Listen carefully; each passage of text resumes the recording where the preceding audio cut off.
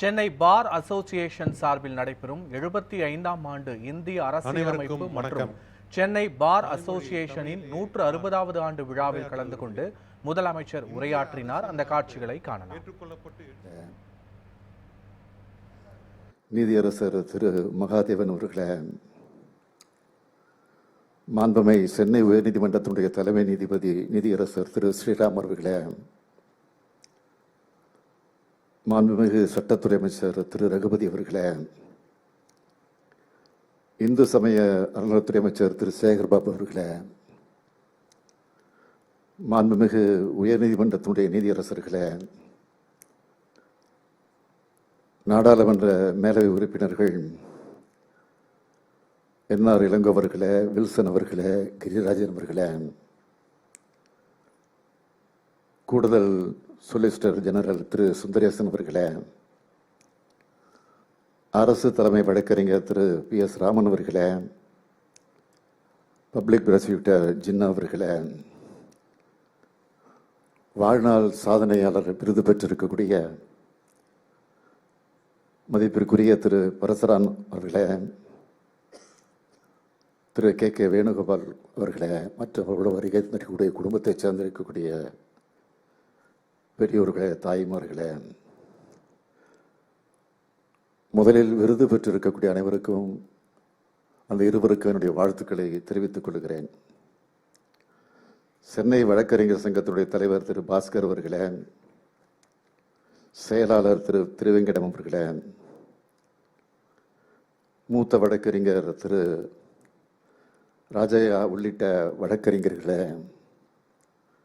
சென்னை வழக்கறிஞர்கள் சங்கத்தினுடைய நிர்வாகிகளே, பத்திரிகை மற்றும் ஊடகத்துறை சார்ந்திருக்கக்கூடிய நண்பர்களே, சகோதரர்களே, உங்கள் அனைவருக்கும் என்னுடைய அன்பான மாலை வணக்கம்.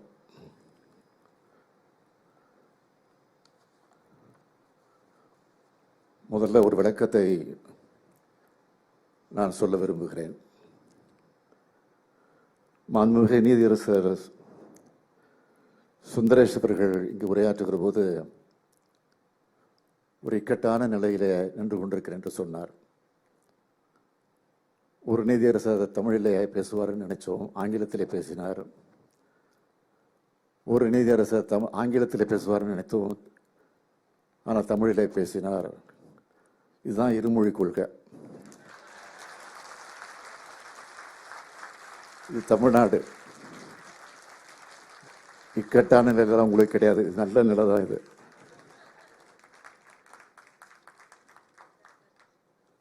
நேற்று நிதிநிலை அறிக்கையை நான் தாக்கல் செஞ்சோம். நிதிநிலை அறிக்கையை நேற்று தாக்கல் செஞ்சுட்டு இன்றைக்கு நீதிமன்றத்திற்கு வந்திருக்கிறோம்.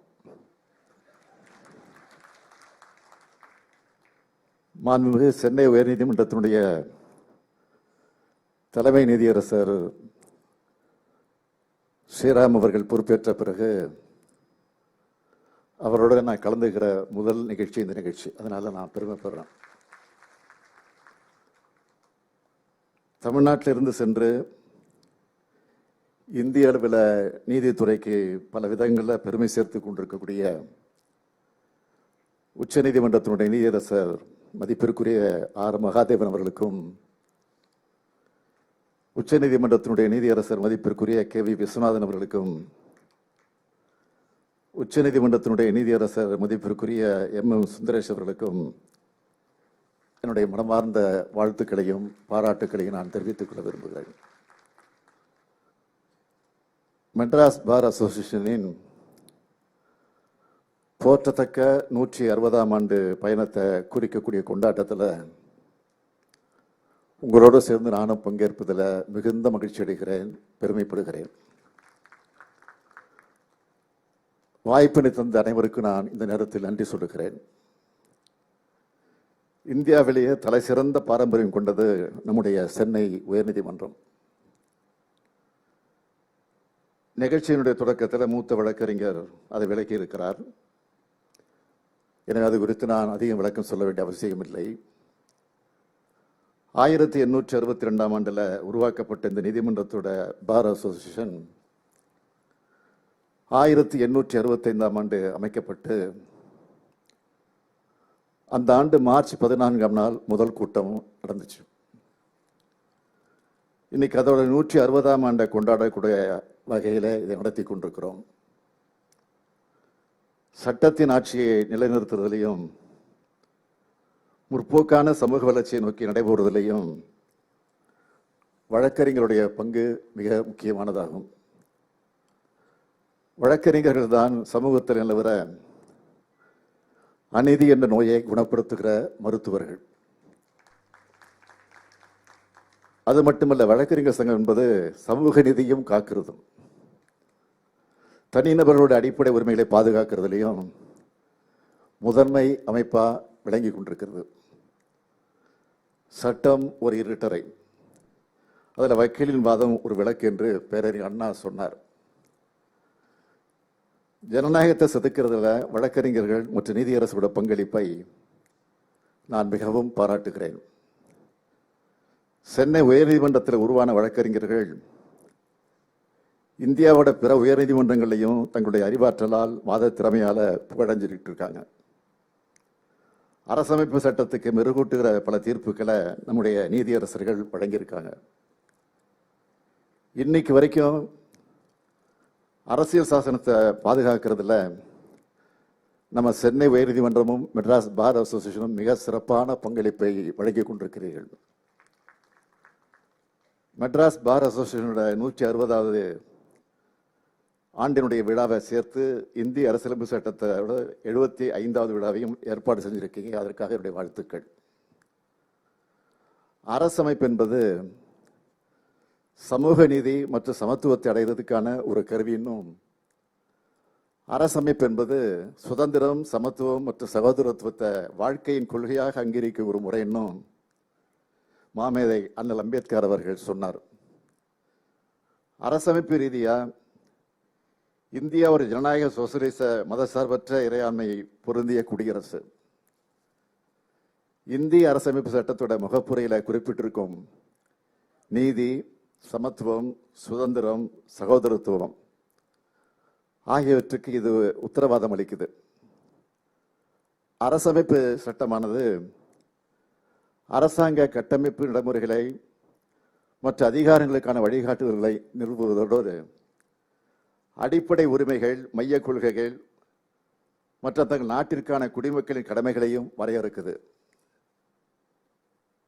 இந்தியாவில் வெவ்வேறு மதம், இனம் மற்றும் பண்பாட்டு நடைமுறைகள் இருந்தாலும் நம்மோட அரசமைப்பு சட்டம் அதன் மாற்றும் அணுகுமுறையின் காரணமாக உயிர்ப்புடன் இருக்கு.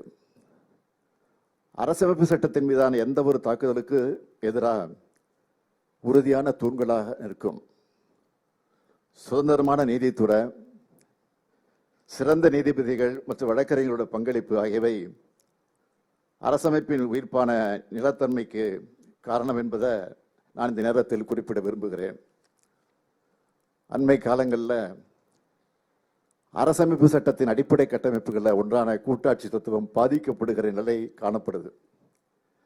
நிதி, கல்வி போன்ற பல விஷயங்கள்ல மாநில அரசுகளின் சுயசார்பு தன்மை உறுதி செய்யப்பட வேண்டும் என கருதுகிறேன். அரசமைப்பு சட்டத்தோட ஆளுமையை உறுதி செய்யறதுல, மாநிலங்களுடைய உரிமைகளை பாதுகாக்கிறதுல நீதித்துறை தொடர்ந்து முக்கிய பங்கு வகிக்கிறது. கற்றறிந்த நீதியரசர்களும் வழக்கறிஞர்களும் இந்த அவையும் அரசமைப்பு சட்டத்தோட பாதுகாவலர்களாக செயல்படுறாங்க.